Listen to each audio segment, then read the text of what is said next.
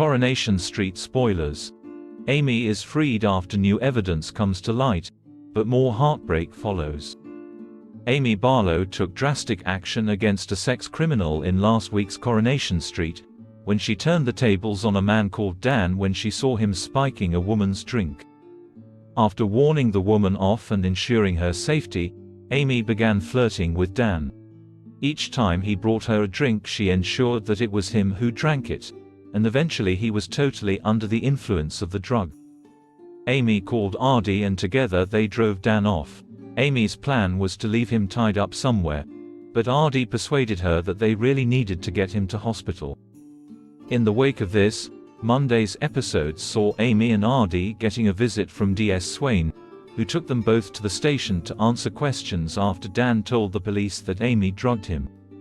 DS Swain is well aware of Amy's traumatic history and that she was raped by Aaron Sanford, someone she previously thought of as a good friend.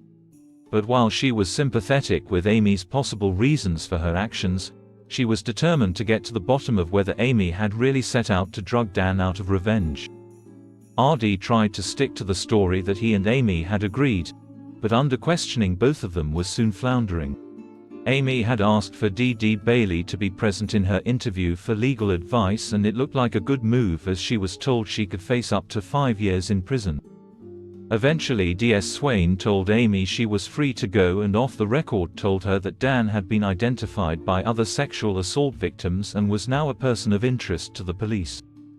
Back at home, Ardy was still covering for Amy when Tracy demanded to know what had gone on. He's being a good friend to Amy and it seems that both of them want the friendship to be more than that. But when they leaned in for a kiss, Amy immediately suffered flashbacks to the rape and pulled back, distressed. Steve and Dev rushed in, concerned that Ardy had done something to upset her. Later, Amy told Nina about the kiss and admitted she'd been wanting to kiss Ardy for ages. Why couldn't I enjoy it like a normal person, she wondered. Meanwhile, Dev was counseling his son to remember that Amy had been through a terrible ordeal and she would take time to heal.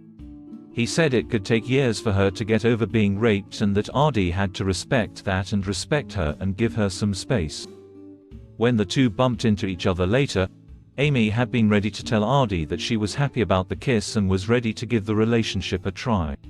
But Ardy, with Dev's words in his mind, told her that it was better if they were just friends.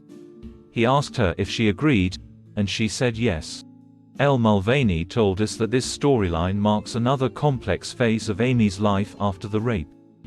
I think as much as Amy has fancied him for quite a long time, the challenging part will be how a rape victim overcomes the fact that she has been raped and how she discovers a way to be intimate with people again, she said.